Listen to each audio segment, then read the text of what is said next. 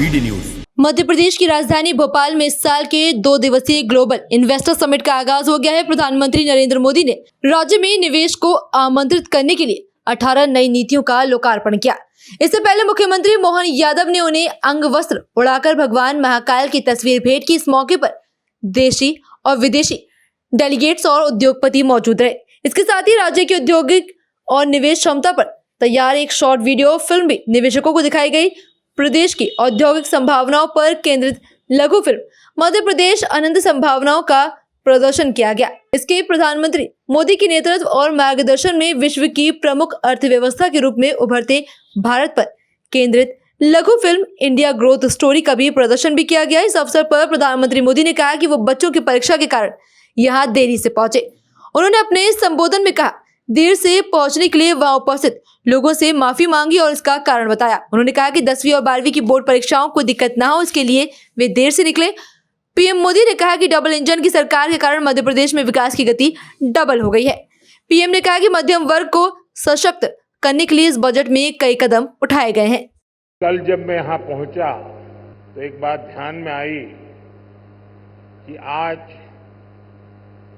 10वीं और 12वीं के छात्रों की एग्जाम है और उसका समय और मेरा राजभवन से निकलने का समय क्लैश हो रहा था और उसके कारण संभावना थी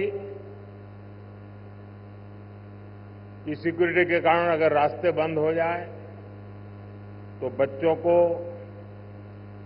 एग्जाम देने के लिए जाने में कठिनाई हो जाए और ये कठिनाई न हो।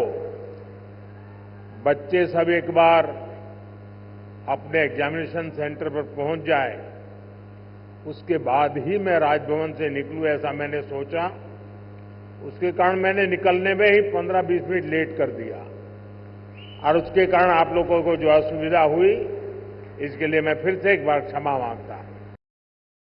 एमपी में डबल इंजन सरकार बनने के बाद विकास की गति भी जैसे डबल हो गई है।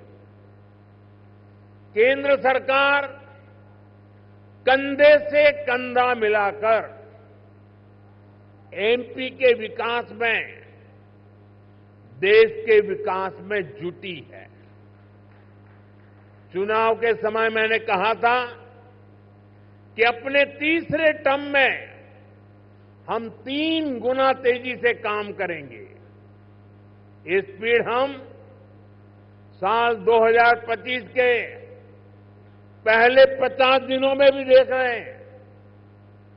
इसी महीने हमारा बजट आया है।